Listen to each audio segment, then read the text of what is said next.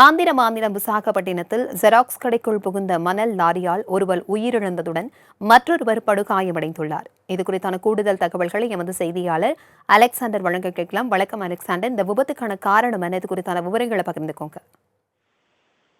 வணக்கம் பிரபாவதி. ஆந்திரா மாநிலம் விசாகப்பட்டினம் மாவட்டத்தில் உள்ள காஜுவாகா நகரில் இந்த விபத்து நடந்திருக்கு.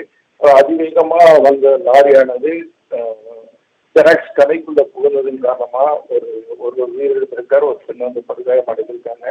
இந்த சிசிடிவி காட்சியினர் தற்போது வெளியாகி பரபரப்பை ஏற்படுத்தியிருக்கு.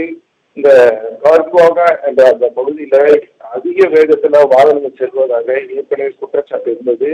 இந்நிலையில வாகனமானது காலையில மணல் லாரி சரியாக 2:40 மணி அளவில், மதியம் 2:40 மணி அளவில் மணலை ஏற்றிக்கொண்டு வந்த லாரியானது ஓட்டுநரின் கட்டுப்பாட்டை இழந்து அந்த பகுதியில் உள்ள ஒரு ஜெராக்ஸ் கடைக்குள் புகுந்தது. இதன் காரணமாக அந்த பகுதியில் இருந்த ஆண் உயிரிழந்திருக்காரு, ஒரு பெண் படுகாயம் அடைந்தாங்க.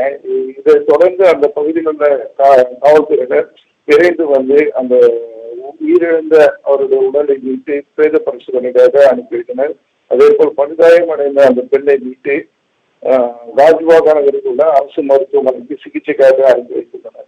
மேலும் இந்த விபத்து தொடர்பாக வழக்கு பதிவு செய்து தொடர்ந்து விசாரணை மேற்கொண்டு வருகின்றனர் காவல்துறையினர்.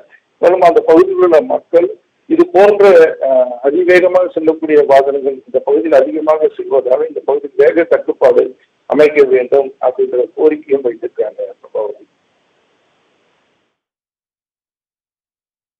தகவல்களுக்கு நன்றி அலெக்சாண்டர்.